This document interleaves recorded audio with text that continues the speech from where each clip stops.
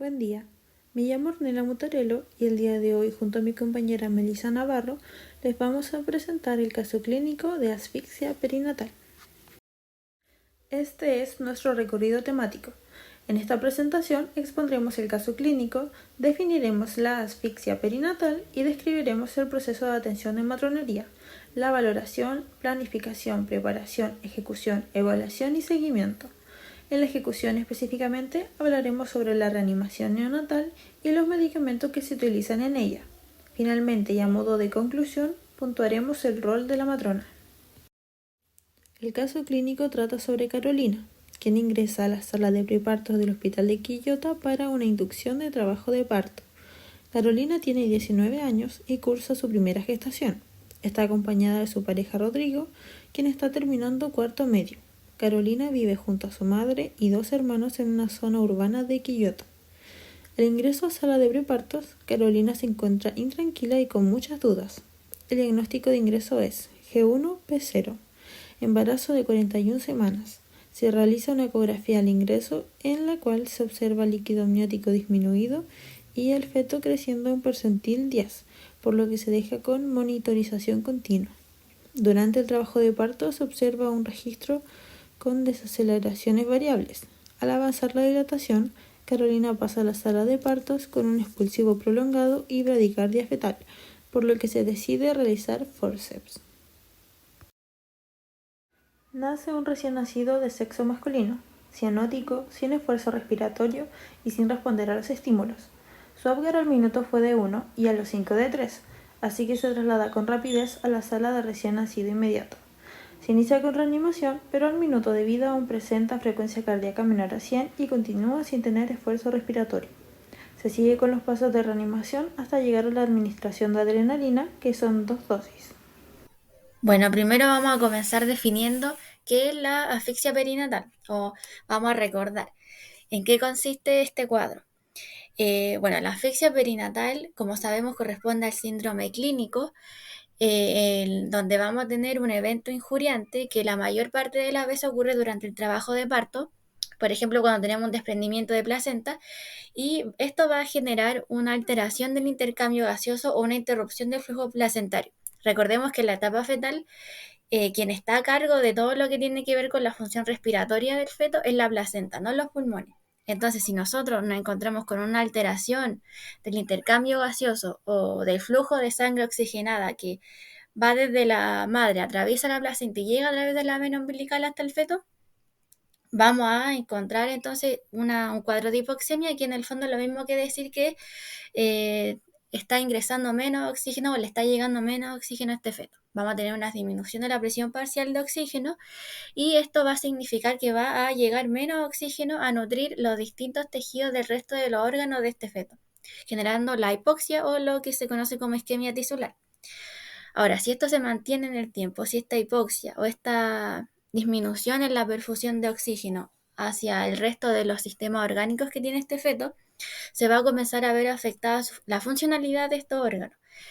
Entonces, vamos a comenzar a ver un compromiso multisistémico, que cuando se comienza a ver afectado todo lo que tiene que ver con el sistema neurológico de este feto, va a desencadenar la encefalopatía hipóxico-isquémica en sus distintos grados, según recordamos lo de la clasificación de Sarna, que va del primer grado hasta el tercer grado, que vendría siendo el grado más leve al grado más severo y donde podríamos encontrar, de acuerdo al grado de la encefalopatía, secuelas neurológicas bastante graves en este niño o niña que está por nacer. Entonces, como dijimos, la hipoxemia va a ser esta disminución de la presión parcial de oxígeno en este feto, va a estar ingresando menos oxígeno y al mismo tiempo se va a comenzar a acumular CO2, lo que conocemos como hipercapnia. Y como tenemos esta disminución de oxígeno, esta acumulación en los niveles de CO2, se va a generar una disminución del pH en este feto, por lo tanto se va a generar la acidosis. Y estos tres mecanismos en conjunto van a desencadenar como el mecanismo fisiopatológico base de la asfixia perinatal, que este feto o este recién nacido que va a nacer con una insuficiencia respiratoria. Entonces, como vemos en la parte derecha, Como sabemos, los criterios para diagnosticar la asfixia son 4. Primero vamos a tener un recién nacido que va a tener un Apgar menor a 3 a los 5 minutos de vida. Lo más probable es que sea un recién nacido que está cianótico, que no presente esfuerzo respiratorio o que tenga, por ejemplo, muy mal tono muscular. También vamos a ver la clínica de la encefalopatía hipoxicoisquémica del grado moderado al grado más severo, donde en el fondo aquí vamos a tener una alteración de los reflejos de este recién nacido, vamos a tener un muy mal tono muscular, podemos tener arritmias, alteraciones de la frecuencia respiratoria, también vamos a, como dijimos en el esquema, a ver un compromiso multiorgánico en los distintos sistemas de este recién nacido y también mediante la gasometría arterial de Gordon vamos a poder ver una acidosis metabólica severa, donde lo más probable es que tengamos un pH de Gordon menor o igual a 7 y un exceso de base menor a -12. Entonces, ahora que recordamos en qué consistía la asfixia perinatal, vamos a comenzar explicando todas las etapas las 5 etapas del proceso de atención neonatal y vamos a comenzar con la valoración. Entonces, en la valoración siempre va a ser la primera etapa de este proceso de atención y se suele realizar antes del trabajo de parto y es quizás la etapa más importante de todas las etapas del proceso de atención neonatal, porque es a partir de esta etapa de todas eh, de todos los antecedentes, de toda la información que vamos a recopilar en esta parte, que vamos a poder anticiparnos a todas las posibles complicaciones que puedan surgir con este recién nacido o con este feto durante el trabajo de parto o inmediatamente por nacimiento y también nos va a permitir planificar adecuadamente las etapas que vienen más adelante. Entonces, la valoración vamos a comenzar obviamente presentándonos a la usuaria, adecuándonos al contexto, siempre teniendo un trato amable y empático. Vamos a revisar la historia clínica perinatal y el carnet maternal de esta usuaria, específicamente lo que respecta al carnet maternal nos va a permitir corroborar la información que recopilemos en la anamnesis y también poder ir viendo cómo fue evolucionando esta gestación. Si es que la usuaria tuvo alguna complicación, si es que tuvo que hospitalizarse previamente, etc. Y como mencioné, vamos a ir realizando la anamnesis que va a ser dirigida según este caso clínico, según esta situación en específico. Y vamos a tener que ir completando, llenando todos los datos que nos vaya pidiendo la ficha clínica perinatal y en base a toda la información recopilada, entonces vamos a elaborar también la ficha del recién nacido. Entonces, primero vamos a tener que indagar en todos los antecedentes generales del usuario y de su pareja. Es decir, tenemos que saber su nombre, su edad, su escolaridad, ocupación, previsión, etcétera. Son como en el fondo todos los datos que aparecen primero en la ficha clínica perinatal. También tenemos que conocer los antecedentes mórbidos personales y familiares de esta usuaria. Si bien específicamente en este caso clínico no nos dice si es que la usuaria cursa con alguna patología crónica o con alguna patología producto de la gestación, de igual forma nosotros tenemos que indagar en la anamnesis. Por ejemplo, si es que cursa con una diabetes gestacional, con un síndrome hipertensivo, etcétera, que como recordamos en las clases son patologías que suponen un factor de riesgo para la asfixia. También tenemos que conocer el antecedente obstétrico. En este caso, se nos dicen 3 datos que son sumamente importantes. Primero, se nos dice que esta gestación corresponde a una gestación post-término de 41 semanas. Este dato es sumamente relevante porque nosotros sabemos que la duración fisiológica o normal, entre comillas, de una gestación no debería extenderse más allá de las 40 semanas más 6 días. Entonces, aquí ya tenemos una gestación que se extiende más allá de ese periodo de tiempo, que son de 41 semanas, y esto es importante considerarlo porque cuando nosotros tenemos una gestación que se extiende más allá de lo normal o más allá de lo fisiológico, también vamos a tener una extensión de la función de la placenta. La placenta también, al igual que la gestación, está como programada, por así decirlo, para funcionar durante un determinado periodo de tiempo, que serían las 40 semanas que dura una gestación fisiológica, una gestación de término, por así decirlo. Entonces, se dice que una gestación post-término, o sea, no siempre, pero puede estar en riesgo de que esté asociada a una placenta como más envejecida. Entonces, cuando tenemos una placenta que está como más viejita, vamos a tener un deterioro de la principal función que tiene la placenta, que cuál es, que es la nutrición y la oxigenación de este feto.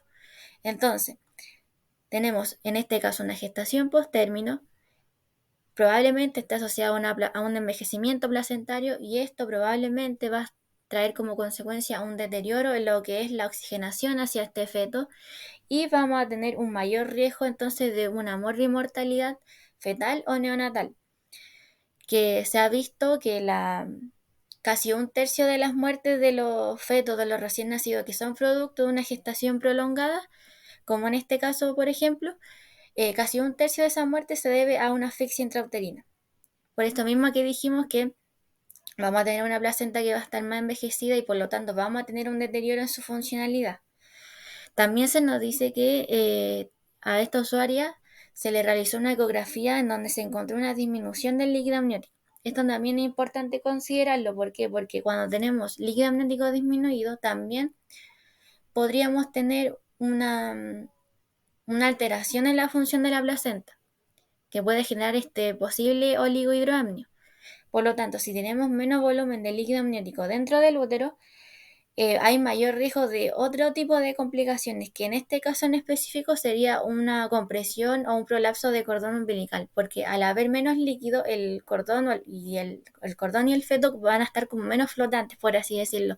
Entonces, cuando se desencadena el trabajo de parto, puede ser que el cordón caiga por delante de la presentación fetal, imaginándonos que, por ejemplo, este feto esté en una presentación cefálica.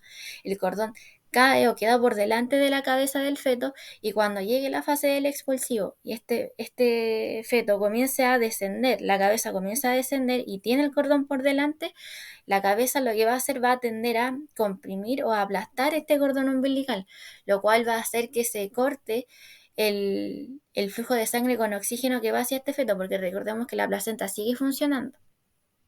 Entonces, si tenemos menor líquido amniótico, mayor riesgo de compresión de cordón umbilical, obviamente vamos a tener episodios en los cuales la cabeza va a estar comprimiendo este cordón, se va a estar cortando el suministro de oxígeno que va hacia este feto y vamos a tener mayor riesgo de que este feto caiga en un estado de hipoxia intrauterina.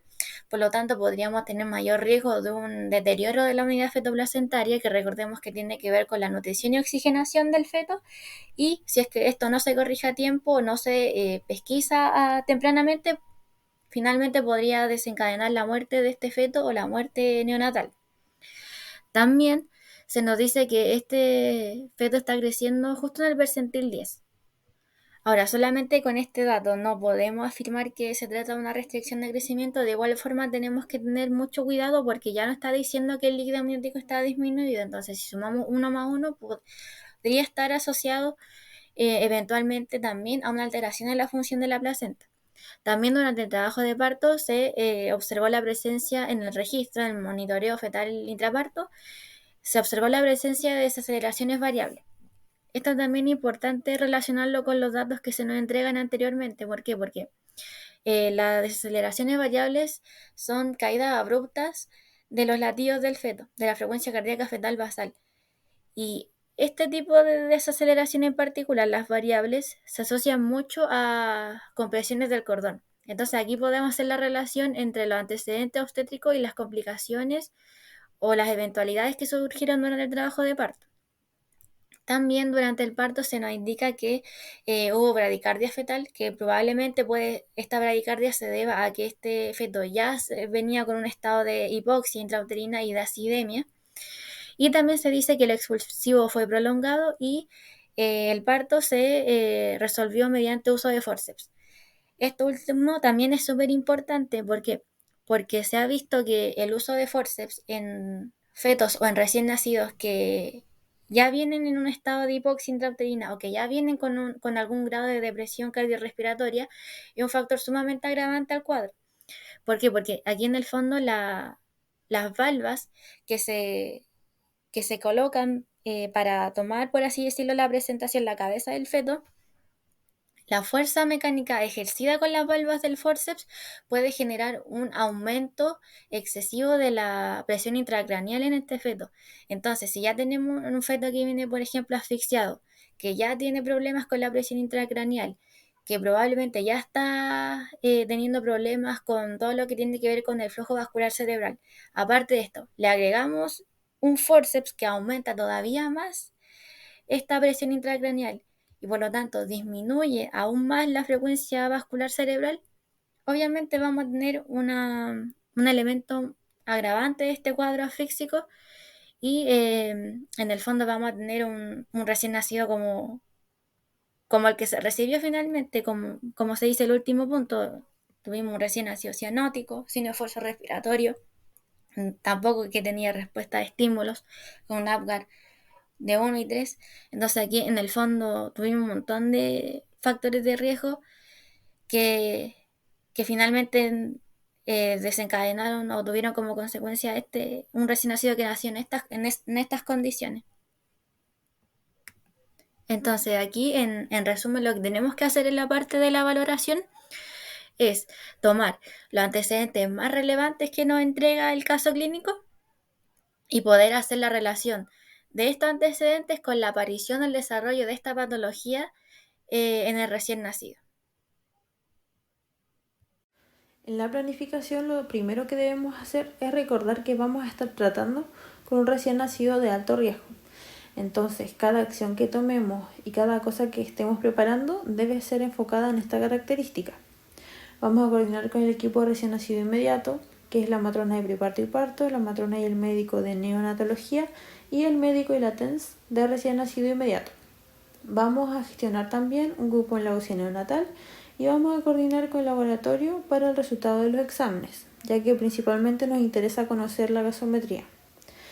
En la preparación vamos a empezar por el ambiente, que esté en la temperatura adecuada, es decir, entre 26 y 28 grados Celsius, que no hayan corrientes de aire, que las áreas estén delimitadas y que la luz sea o fría o natural. También debemos dejar listo y preparado el equipo de traslado, que es la incubadora de transporte, la cual debe estar a 34 grados Celsius. En el equipo de recepción debemos tener en primer lugar la cuna radiante encendida ya al 100%. También debemos tener sabanillas para el colchón de la cuna, mantas y paños entibiados y debemos asegurarnos de tener insumos como lo son los guantes de procedimiento, las tórulas de algodón, el alcohol al 70%, etc. También necesitamos dejar a la mano algunos materiales adicionales que puede que no los lleguemos a usar, pero también pueden ser necesarios, como lo son los reactivos para el hemoglucotest, cinta adhesiva que puede ser para marcar o fijar cosas, también matraces y ampollas de suero fisiológico y el monitor electrocardiográfico con sus electrodos.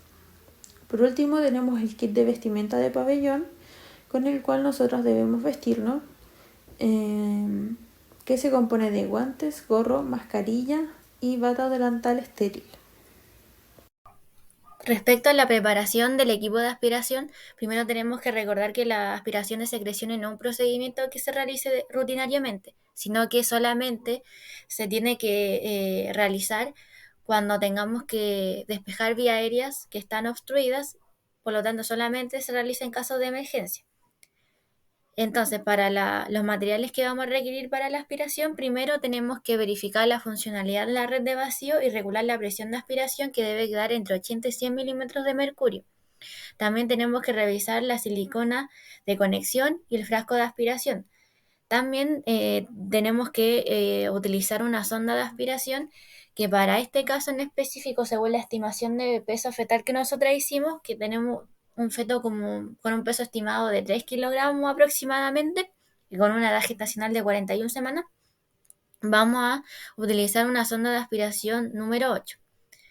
Ahora, si es que tuviéramos meconio, igual a partir de los datos que recopilamos en la valoración y vimos que hay bastantes factores de riesgo que podrían desencadenar un estado hipóxico de este feto, también vimos la presencia de desaceleraciones variables en el registro y también que hubo presencia de bradicardia. Es bastante probable que también haya habido sufrimiento fetal agudo y recordemos que cuando hay sufrimiento fetal puede haber el riesgo de que haya una aspiración de meconio. Entonces, en este caso, cuando tenemos un bebé, un recién nacido que aspiró meconio o que tiene las vías aéreas obstruidas de meconio, debemos utilizar una sonda un poquitito más grande, que en este caso sería el número 10, debido a que el meconio es bastante más espeso que otro tipo de secreción. Entonces, para que no se nos vaya a obstruir la sonda, utilizamos una un poquitito más grande, que sería el número 10.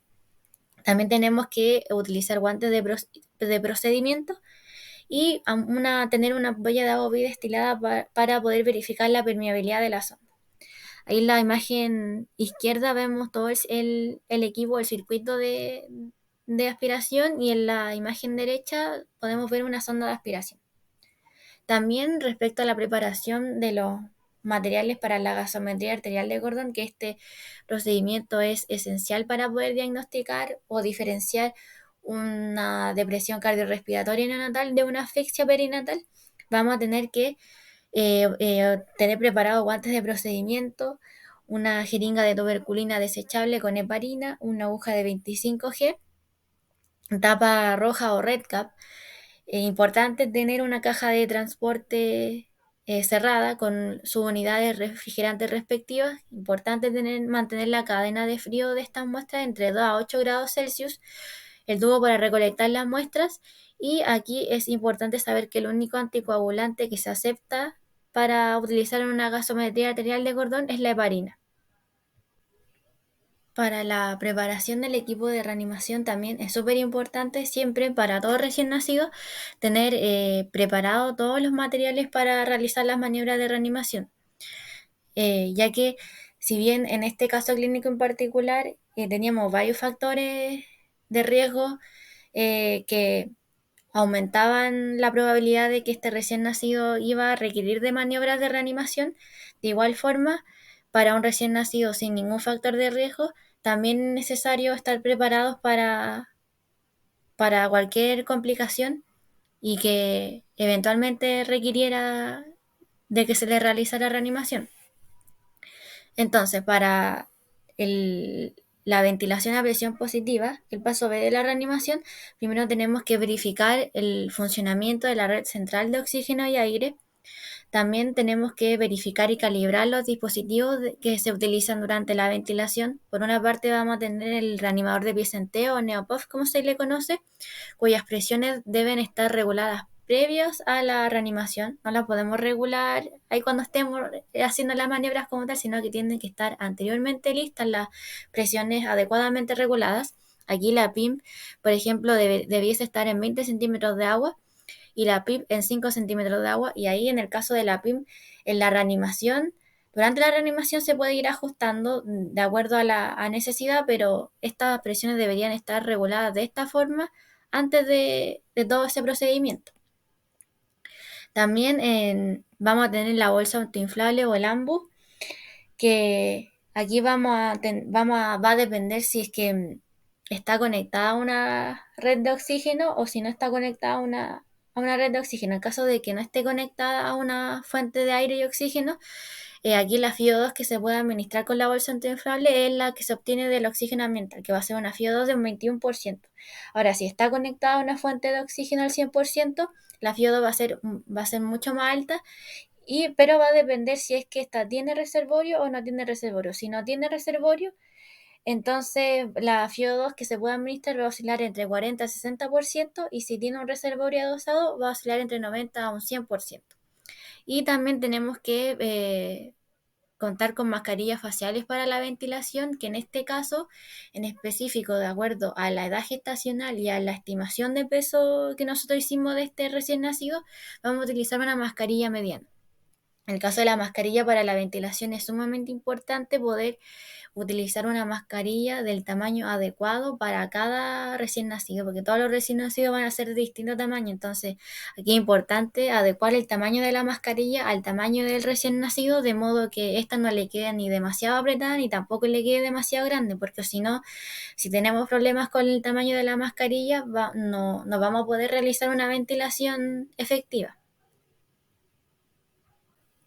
Los materiales que vamos a necesitar para una posible intubación endotraqueal: primero tenemos que utilizar un tubo endotraqueal adecuándonos al peso y a la edad gestacional de este recién nacido, que en este caso el peso sería de 3 kilogramos y tenemos un recién nacido de 41 semanas, por lo que en este caso correspondería utilizar un tubo endotraqueal de 3,5 milímetros, cuya profundidad de inserción sería de aproximadamente unos 9 centímetros. También una máscara laringea número 1, un laringoscopio con hoja recta para intubar con hoja número 1, que en el caso del laringoscopio es importante que nosotros verifiquemos el correcto funcionamiento de la luz, y también que revisemos que contamos con baterías y ampolletas de repuesto en caso de cualquier eventualidad. También tenemos que tener una cinta métrica para medir la distancia correcta de inserción del tubo endotraqueal, que sería la distancia nasotrago, y también material para fijar. Aquí, como vemos la imagen, en la primera, la tercera, el tercer tubo, como el más grande que se ve, sería el de 3,5 milímetros.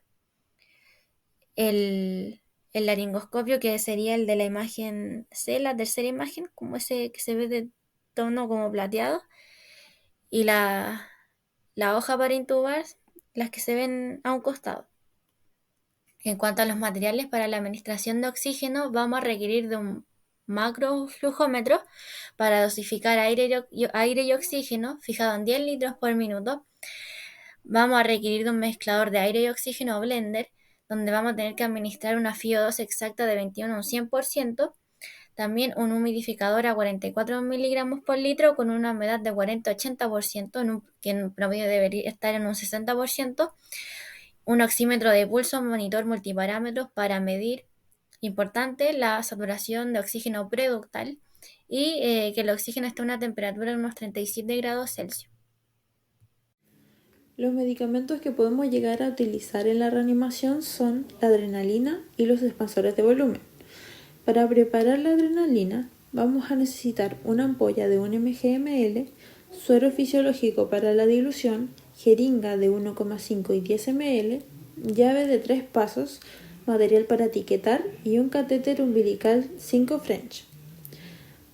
Para los expansores de volumen, en cambio, vamos a necesitar un matraz de 100 ml de suero fisiológico o concentrado de glóbulos rojos, jeringa de 60 ml, alargador venoso, bomba de difusión continua y material para etiquetar.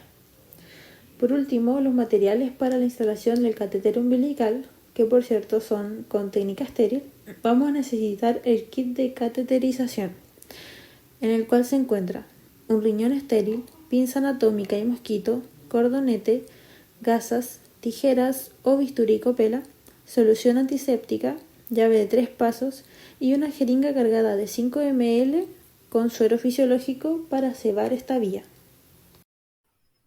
Para realizar la identificación del recién nacido vamos a requerir un brazalete azul, en este caso un recién nacido de sexo masculino, con la identificación materna para colocación inmediata.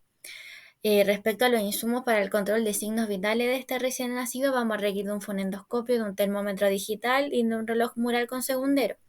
Para la ligadura de cordón, clamps, 2 pinzas coger estériles y una tijera estéril. Para la profilaxis del cordón umbilical, torulas de algodón estériles, alcohol al 70% para aseptizar y guantes estériles con bolsa de desechos. Para la profilaxis ocular vamos a requerir de tórulas de algodón o gasa no tejida estériles, suero fisiológico, colirio oftálmico o clorafenicol, guantes estériles y bolsa de desechos. Para el equipamiento de insumos para la antropometría vamos a requerir de una balanza mecánica o digital, de un podómetro, wincha métrica, pañal de tela precalentado, solución desinfectante, paño de aseo o tórula de algodón.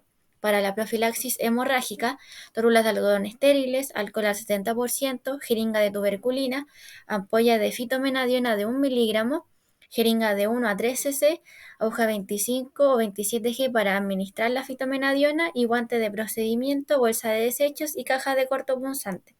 Para la vacunación de la hepatitis B vamos a requerir una ampolla de 0,5 cc con la vacuna, jeringa de tuberculina de 3 cc y una aguja 25G para administrar. Ahora, en la ejecución, lo primero que vamos a hacer es recepcionar al recién nacido y verificar dos cosas muy importantes que son el sexo y la hora de nacimiento. Luego vamos a pasar a evaluarlo haciendo las 3 preguntas que ya conocemos. ¿Tiene buen tono? ¿Respira o llora? ¿Es recién nacido de pretérmino o de término? En este caso, el recién nacido no presentó esfuerzo respiratorio. Por lo tanto, lo vamos a trasladar lo antes posible en una incubadora a la sala de recién nacido inmediato para poder así iniciar las maniobras de reanimación. Con estas maniobras lo que nosotros esperamos es que el recién nacido salga del estado de hipoxia en el que se encuentra y así pueda restablecer cuanto antes el flujo sanguíneo cerebral. Aunque antes de esto se deben tomar los gases del cordón para poder enviarlos al laboratorio. En esta tabla podemos ver los bloques de reanimación neonatal ordenados desde la acción más frecuente y menos invasiva a la menos frecuente y más invasiva. Cada uno de estos bloques lo vamos a profundizar más a continuación. Lo primero que hay que hacer en la reanimación neonatal es ubicar al recién nacido en la cuna radiante para posicionarlo en olfateo, la cual, como se puede ver en la foto, es una posición en la que la cabeza queda hacia el operador, neutral, y el cuello se extiende con suavidad para poder posicionar la vía aérea. Luego de esto se aspira las secreciones de ser necesario, ya que como sabemos esto no es de rutina. Pero en este caso el recién nacido no respira, tiene bajo tono muscular, se sospecha de la necesidad de iniciar ventilación a presión positiva, por lo tanto vamos a hacer la aspiración de secreciones. Luego se seca de forma cefalocaudal, aprovechando también de estimularlo a medida que uno lo va secando. Se estimula en la espalda y en los pies principalmente, cuidando siempre la pérdida de calor por evaporación. Luego lo ponemos en un paño seco y volvemos a ubicarlo en la posición de olfateo. Entonces vamos a evaluar el esfuerzo respiratorio y la frecuencia cardíaca. Si el recién nacido llora o respira, va a significar que tiene un buen esfuerzo respiratorio. Por lo tanto, se procede con la atención de rutina. Es decir, este recién nacido se está como recuperando, así que se puede proceder normalmente. En cambio, si por el lado contrario el bebé presenta una frecuencia cardíaca menor a 100 latidos por minuto o no respira, o quizás respira pero tiene una respiración entrecortada o difícil, se va a iniciar rápidamente la ventilación a presión positiva. En nuestro caso hay que recordar que el Apgar de este recién nacido al minuto fue de 1 y a los 5 minutos fue de 3. Por lo tanto, fue un recién nacido cianótico, sin esfuerzo respiratorio, no presentaba respuesta a los estímulos tampoco y tenía menos de 100 latidos por minuto. Por lo tanto, el hijo de nuestra usuaria Carolina va a necesitar ventilación a presión positiva con tal de favorecer una buena adaptación cardiorrespiratoria y promover la oxigenación tisular, corrigiendo así la hipoxia y la hipoxemia. Entonces, la ventilación a presión positiva es la aplicación artificial de una presión positiva en la vía aérea. El objetivo principal de esto es iniciar o mantener una buena ventilación en el recién nacido para así favorecer la oxigenación y la adaptación extrauterina. Esto se puede lograr con una bolsa autoinflable o el neopuff. Lo ideal es que se inicie dentro del primer minuto después del parto. También durante este procedimiento hay algunas consideraciones que hay que tener en cuenta. La primera es que el operador debe estar siempre en la cabeza del recién nacido. Las vías aéreas deben estar permeables y se debe monitorizar sí o sí la oximetría del pulso productal. Aquí hay unas fotografías del procedimiento, el cual vamos a ver paso a paso en la siguiente diapositiva.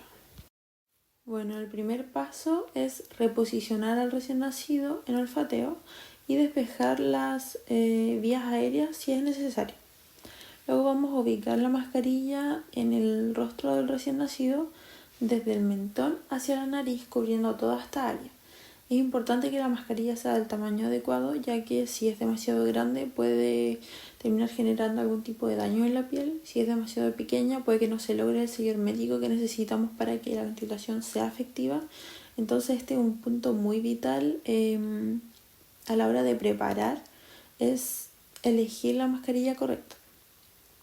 Entonces, una vez logrado este sello hermético, vamos a empezar la ventilación con una FiO2 de 21% en este caso por la edad gestacional del recién nacido. Entonces, la frecuencia de ventilación debe ser de 40 a 60 respiraciones por minuto. Y el operador debe contar en voz alta diciendo ventila 2, 3. Entonces, como se puede ver en la foto, cuando diga ventila va a oclusionar la tapa y cuando diga 2, 3 va a levantar el dedo y así no va a poner ninguna presión. La presión va cada vez que diga ventila. Entonces es ventila 2, 3, ventila 2, 3. Dando presión cada vez que diga ventila. Entonces, una vez hecho esto, el ayudante que va a estar al costado, debe instalar la oximetría de pulso a la mano derecha para así medir la saturación preductal, la frecuencia cardíaca y también los movimientos del tórax. Entonces, una vez que hayan pasado 15 segundos de iniciada la ventilación a presión positiva, se realiza la primera evaluación a través de la observación de los movimientos torácicos y el aumento de la frecuencia cardíaca, para ver así qué tan efectivo está siendo la ventilación. Entonces tenemos 3 escenarios.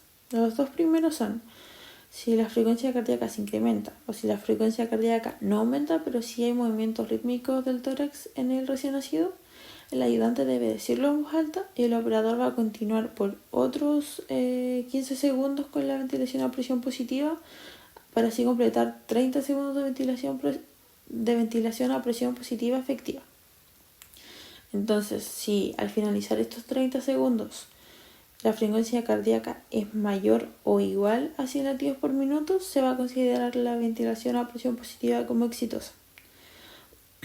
También es primordial saber si el recién nacido tiene esfuerzo respiratorio propio, ya que de ser así se debe suspender la ventilación asistida. Ahora bien, en el tercer caso, si la frecuencia cardíaca no aumentó y el recién nacido no presenta movimientos torácicos, el ayudante lo debe decir en voz alta y el operador va a pasar a aplicar los pasos correctivos. En este cuadro se pueden ver los pasos correctivos que se conocen como Mr. Sopa. Son básicamente ajustar y reevaluar aspectos técnicos, pero nos vamos a centrar principalmente en el último de ellos, que es la colocación de una vía aérea alternativa. En este paso se va a introducir una vía alternativa para lograr una ventilación adecuada, segura y certera para los recién nacidos a los que la ventilación a presión positiva no les funcionó o tengan condiciones anatómicas que lo ameriten.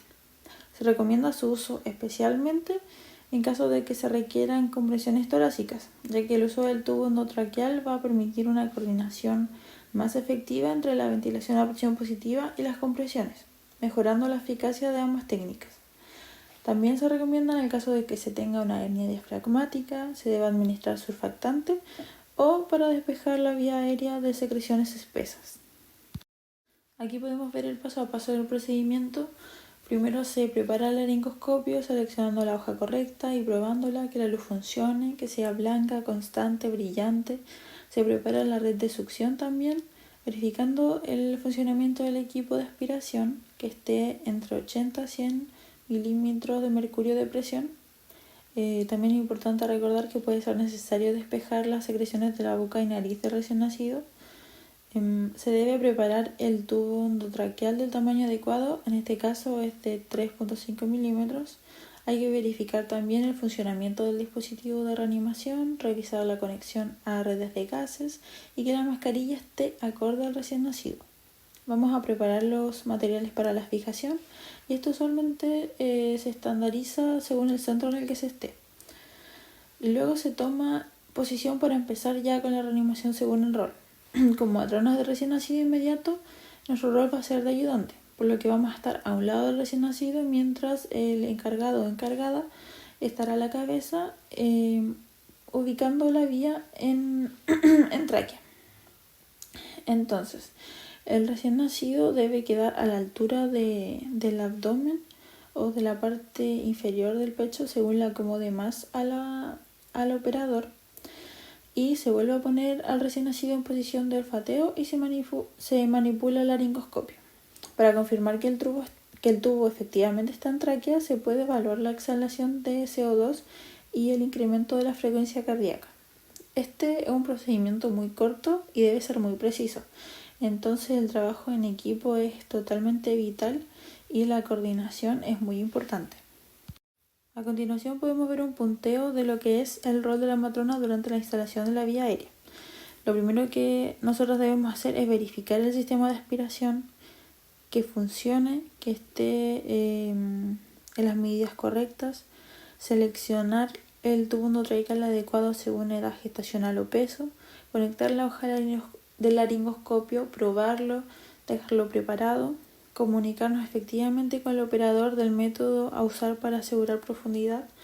La vía se mide desde el tabique nasal al lóbulo de la oreja hacia el apéndice sifoide para lograr la medida exacta para cada recién nacido. También vamos a realizar contención del recién nacido durante el procedimiento de intubación, asegurándonos que se quede quieto también. Vamos a realizar aspiración en caso de que se requiera. También ejercer presión sobre los cartílagos cricoides y tiroides, levantándolos un poco si la introducción del tubo endotraqueal está siendo dificultosa. También instalamos la pieza de detección del CO2 exhalado si es que se acuerda su uso. Auscultar al recién nacido en búsqueda del incremento de la frecuencia cardíaca. También buscar el murmullo pulmonar en ambas axilas. Y por último, fijar el tubo una vez que este fue instalado. En caso de haber realizado el paso anterior, el de la ventilación a presión positiva efectiva, durante al menos 30 segundos mediante un tubo endotraqueal, y el recién nacido sigue con una frecuencia cardíaca por debajo de los 60 latidos por minuto, que es lo que corresponde a lo que vemos en este caso clínico, se pasa a la etapa C o al paso C de la reanimación, que es el paso de las compresiones torácicas.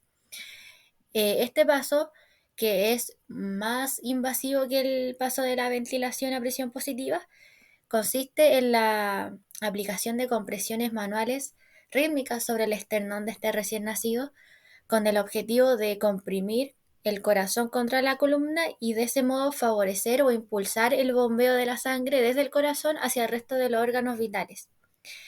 Este paso es sumamente importante realizarlo siempre en coordinación con una ventilación a presión positiva efectiva, administrando un porcentaje de oxígeno al máximo, es decir, con un oxígeno al 100%, porque aquí en caso de que se realice solamente la compresión torácica puede ser perjudicial, porque aquí en el fondo el paso C es, por un lado, poder restablecer la circulación mediante este masaje cardíaco o estas compresiones torácicas, y por otra parte poder favorecer, a medida que se impulsa el bombeo de la sangre desde el corazón, poder favorecer una adecuada ventilación pulmonar. Por eso es que las compresiones sí o sí siempre se realizan en coordinación con una ventilación a presión positiva, administrando oxígeno al 100%. Para realizar este paso de la reanimación, primero quien vaya a realizar las compresiones torácicas debe posicionarse a la cabecera de la cuna, y quien vaya a administrar la ventilación debe posicionarse a un costado de la cuna. Entonces, para poder aplicar estas compresiones se debe utilizar la técnica de los pulgares, que básicamente quien vaya a aplicar estas compresiones torácicas, que esté en la cabecera de la cuna donde está este recién nacido, debe imaginar una línea o trazar una línea imaginaria que conecte las papilas mamarias de este recién nacido. Entonces, justo por debajo de esta línea imaginaria, que correspondería al tercio inferior del esternón, se deben colocar ambos pulgares. Puede ser un pulgar al lado del otro, o en bebés que son más pequeñitos, un pulgar sobre el otro, y el resto de los 4 dedos de las manos deben rodear la columna vertebral de este recién nacido, así como se ve en la imagen derecha. En la imagen superior izquierda sería esta línea imaginaria para poder eh, ubicar como la zona donde se van a colocar los pulgares, y la imagen derecha sería se debería envolver o sostener la columna vertebral de este recién nacido. Ahora, la imagen de abajo nos muestra la profundidad a la cual se debe comprimir el corazón, o la profundidad a la cual se debe aplicar la presión con estos pulgares, que sería 1/3 del diámetro antero-posterior. Entonces uno puede mirar como de lado a este recién nacido, calcula así cuánto es la profundidad más o menos, y ya 1/3 de esa profundidad antero-posterior tengo que aplicar esta presión con los pulgares para comprimir el corazón contra la columna. Luego, entonces, cuando yo aplico esta presión, suelto, pero nunca retiro completamente mis pulgares, sino que aplico la presión y luego suelto, pero siempre mantengo los pulgares en la misma posición. Entonces, como vimos en la imagen anterior, el ritmo de las compresiones con las ventilaciones sería de 3:1, es decir, por cada 3 compresiones torácicas que yo aplico, se aplicaría una ventilación. Entonces, el ritmo de este paso sería 1, 2, 3 y ventila. 1, 2, 3 y ventila, que el 1, 2, 3 serían las compresiones que yo estoy aplicando, y el ventila obviamente la administración con oxígeno al 100% mediante la mascarilla. Esto se realiza entonces durante 1 minuto completo, durante 60 segundos, y luego de esto se debe evaluar la frecuencia cardíaca. Aquí el parámetro que me va a mandar o que me va a indicar cuán efectivo está siendo esta técnica va a ser solamente la frecuencia cardíaca. La frecuencia cardíaca idealmente se debería evaluar con un monitor cardíaco. Entonces, después de haber realizado 60 segundos de compresiones torácicas coordinadas con ventilaciones a presión positiva, se evalúa la frecuencia cardíaca de este recién nacido. Si la frecuencia cardíaca es mayor o igual a 60 latidos por minuto, entonces suspendo las compresiones y me devuelvo al paso B de la reanimación, que es la administración de ventilación a presión positiva en un ritmo de 40 a 60 respiraciones por minuto. No tengo que dejar de ventilar inmediatamente. Pero es lo que sucede en este caso clínico específicamente. En este caso, la frecuencia cardíaca de este bebé no aumentó a pesar de haber realizado las compresiones torácicas de buena calidad. Entonces, en este caso, nos quedaría el último paso de la reanimación, que sería la administración de drogas vasoactivas, que sería en este caso la administración de adrenalina. Ahora, si realizamos el paso anterior y el recién nacido sigue con una frecuencia cardíaca por debajo de los 60 latidos por minuto, aún después de haber administrado 60 segundos de compresiones torácicas acompañadas de una ventilación de buena calidad, vamos a tener que llegar al paso más avanzado y el más invasivo de los 4 pasos de la reanimación, que es la administración de medicamentos drogas vasoactivas, donde probablemente vamos a tener a un recién nacido muy comprometido desde el punto de vista ventilatorio y hemodinámico. Este paso consiste básicamente en la administración endovenosa o endotraqueal de principalmente adrenalina o epinefrina, que lo que hace la adrenalina es generar una vasoconstricción de los vasos sanguíneos que están fuera del corazón, lo cual va a generar un aumento del flujo de sangre oxigenada que va hacia las arterias coronarias que están en el corazón, y como va a llegar más oxígeno, esto va a favorecer el restablecimiento de la función miocárdica específicamente, que tiene que ver con la contractibilidad del corazón, lo cual a su vez va a aumentar la frecuencia y el gasto cardíaco. Las soluciones expansoras de volumen no se utilizan tan frecuentemente. Este tiene como objetivo mejorar la perfusión cardíaca y evitar el daño multisistémico. Puede utilizarse suero fisiológico al 0,9% o concentrado de glóbulos rojos dependiendo de cada caso. Las soluciones expansoras de volumen se utilizan más que nada en casos donde tenemos un recién nacido con un choque hipovolémico, por ejemplo, cuando hubo una hemorragia muy severa, en casos más, por ejemplo, cuando hubo una eh, eritroblastosis fetal por la inmunización por factor RH. En ese caso así se utiliza más la solución expansora de volumen, y se podría utilizar en casos de que, por ejemplo, ya lleguemos a este paso, se administre la adrenalina y el recién nacido no recupere. Entonces, para la preparación del medicamento como tal, primero debemos extraer 1 ml de la ampolla de adrenalina, es decir, todo su contenido, utilizando una jeringa de 10 ml. Se completan los 10 ml con 9 ml de suero fisiológico. Entonces, luego esta jeringa que va a contener la adrenalina y la solución fisiológica se debe conectar a una llave 3 pasos.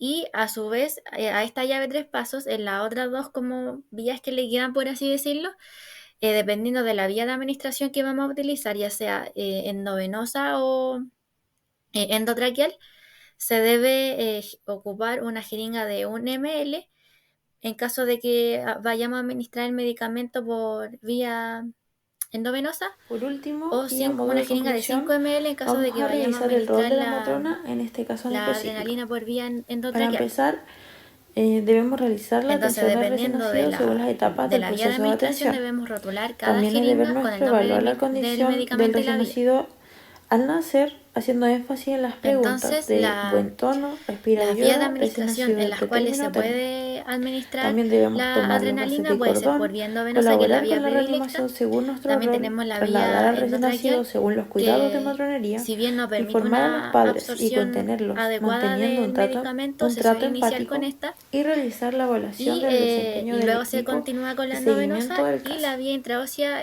no se ocupa acá en Chile porque es Aquí muy están nuestras dolorosa referencias para el recién bibliográficas por si nacido. quieren indagar un poco más en el tema. Entonces Les recomendamos que la dosis revisen el del libro de medicamento que se reanimación debe administrar neonatal va a variar interactivo, de que es acuerdo el a la primer vía de link, administración que vamos a porque en utilizar. él se encuentran videos que Por ayudan a ejemplo, aclarar si mucho vamos a mejor y administrar la entender adrenalina mucho por vía mejor los endovenosa, procedimientos que la dosis explicamos va a variar entre anteriormente. 0,1 y Así 0,3 que eso ha ml por sido todo. kilogramo de este recién Muchas nacido, gracias. aunque actualmente la dosis óptima que se recomienda es de 0,2 ml por kilogramo. En el caso de que vayamos a administrar el medicamento por vía endotraqueal, la dosis puede variar entre 0,5 a 1 ml por kilogramo de recién nacido, pero la dosis óptima que se recomienda actualmente es de 1 ml por kilogramo. Y ambas se administran el tiempo de administración es rápido.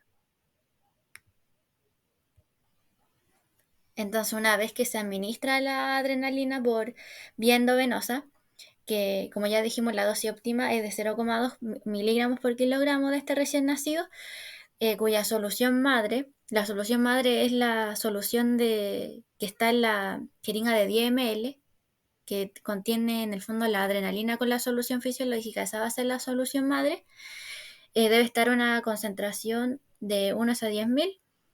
Y como dijimos, si es por vía endovenosa, se administra de forma rápida y luego se lava rápidamente la vía con máximo de 1 ml de suero fisiológico.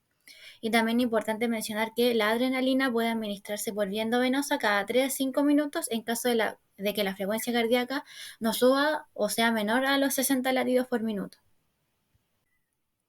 Una cosa que olvidé mencionar en la diapositiva anterior era que para administrar la adrenalina por vía endovenosa se requiere la instalación de un catéter venoso umbilical, porque en el fondo, en las condiciones en las que nació este recién nacido, obviamente van a estar todos sus vasos sanguíneos contraídos, entonces va a ser muy difícil poder localizar una vía adecuada para administrar el medicamento. Entonces aquí se suele utilizar un catéter venoso umbilical para administrar la adrenalina por vía endovenosa. Por eso es que habitualmente se parte siempre con la vía endotraqueal para la administración de medicamentos, mientras se administra por vía endotraqueal. Al mismo tiempo, otra persona tiene que estar instalando este catéter venoso umbilical para posteriormente continuar con la administración de medicamento por vía endovenosa a través de este catéter. Entonces, siguiendo con la ejecución, en este caso clínico específicamente, la reanimación se efectuó hasta la segunda dosis de adrenalina. Por lo tanto, nosotros asumimos que luego de la segunda dosis, los latidos de este bebé, de este recién nacido, aumentaron. Por lo tanto, aquí deberíamos continuar con las otras acciones dentro de la ejecución, que básicamente consistiría, por ejemplo, en trasladar inmediatamente a este recién nacido en una incubadora apagada a 32 grados Celsius para iniciar lo antes posible la hipotermia pasiva.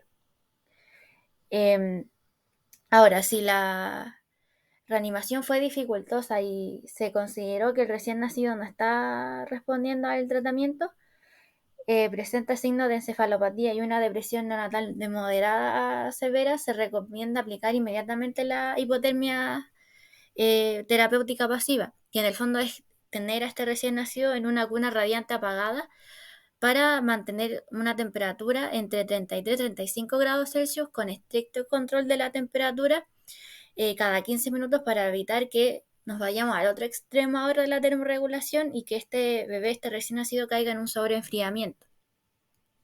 Aquí debemos realizar también el protocolo de activación de la cascada del sistema inmunológico con gota de calostro. También debemos más bien coordinar el traslado del recién nacido al centro hospitalario de alta complejidad, y en este caso estamos en el hospital de Quillota. Se coordinaría el traslado al hospital Gustavo Fricke para poder comenzar todo el tratamiento para la asfixia como tal, pero solamente cuando haya sido estabilizado. Solamente cuando los signos vitales de este recién nacido, frecuencia cardíaca, frecuencia respiratoria, saturación, eh, y todo lo relacionado estén en niveles estables, se puede hacer el traslado, porque si se traslada a este recién nacido a este otro centro hospitalario y no ha sido debidamente estabilizado, se nos puede descompensar en el camino y puede incluso llegar a tener mayores consecuencias. Obviamente siempre tenemos que contener e informar a los padres de este recién nacido qué es lo que pasa con su bebé, cuáles son los pasos a seguir, qué procedimientos se le van a realizar, a dónde lo van a trasladar, etcétera. Nunca dejarlos como en un estado de incertidumbre que en el fondo lo único que hace es agudizar el sufrimiento, el estrés que están pasando los padres y la familia de este bebé. Y obviamente registrar toda nuestra atención en las hojas, en la documentación clínica correspondiente. Y otra cosa es que probablemente después de si este recién nacido recuperó, subieron sus latidos y ya se suspendió el resto de las maniobras de reanimación, lo más probable es que queden en cuidado por reanimación, donde lo más probable es que se vayan a monitorizar los niveles de glucosa, porque puede caer en una hipoglicemia. También se monitoricen la temperatura de este recién nacido, que en este caso debería tener una temperatura un poquito más baja por la hipotermia pasiva que se le está aplicando para tratar lo antes posible la asfixia, que es que es asfixia obviamente. Recordemos que tenemos que esperar los exámenes de laboratorio para poder confirmar el diagnóstico. Obviamente se le pueden tomar más exámenes de laboratorio, etcétera.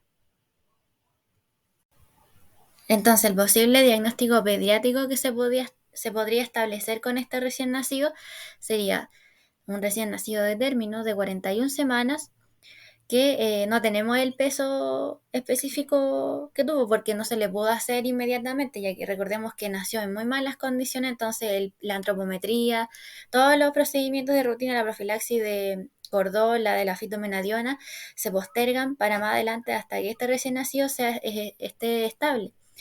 Entonces, en base a la estimación de peso fetal que nosotros hicimos y la edad gestacional que tiene el nacimiento, sería un adecuado para la edad gestacional o pequeño para la edad gestacional, según lo que nos indicó la ecografía de ingreso que se le realizó a la madre. Y tendría una depresión respiratoria neonatal severa y o una asfixia perinatal. Como ya dijimos, el diagnóstico diferencial entre una patología y otra va a depender fundamentalmente de los resultados de la gasometría de cordón que se le tomó a este recién nacido. Durante el seguimiento debemos estar pendientes de la evolución del recién nacido en la UPC, también educar en torno a la lactancia materna y fomentarla hablando con la madre, pero también con el padre, resolver las inquietudes de la puérpera y de su familia, coordinar un cupo para el banco de leche y en análisis psicosocial la integración al programa de Chile Crece Contigo si es que corresponde. En la evaluación vamos a evaluar la planificación y preparación de los materiales requeridos, si las intervenciones realizadas fueron las adecuadas, cómo fue el desempeño individual y del equipo de recién nacido inmediato en conjunto, cómo fue la comunicación del equipo, sobre todo durante la reanimación, y los elementos positivos y a mejorar para el proceso de atención. Porque recordemos que aunque hayamos hecho todo bien, siempre debemos evaluar si hay algo que podamos todavía mejorar. Por último, y a modo de conclusión, Vamos a revisar el rol de la matrona en este caso en específico. Para empezar, debemos realizar la atención del recién nacido según las etapas del proceso de atención. También es deber nuestro evaluar la condición del recién nacido al nacer, haciendo énfasis en las preguntas de buen tono, respira o llora, recién nacido de pretérmino o término. También debemos tomar los gases de cordón, colaborar con la reanimación según nuestro rol, trasladar al recién nacido según los cuidados de matronería, informar a los padres y contenerlos, manteniendo un trato empático y realizar la evaluación del desempeño del equipo y seguimiento del caso. Aquí están nuestras referencias bibliográficas por si quieren indagar un poco más en el tema. Les recomendamos que revisen el libro de reanimación neonatal interactivo, que es el primer link, porque en él se encuentran videos que ayudan a aclarar mucho mejor y a entender mucho mejor los procedimientos que explicamos anteriormente. Así que eso ha sido todo. Muchas gracias.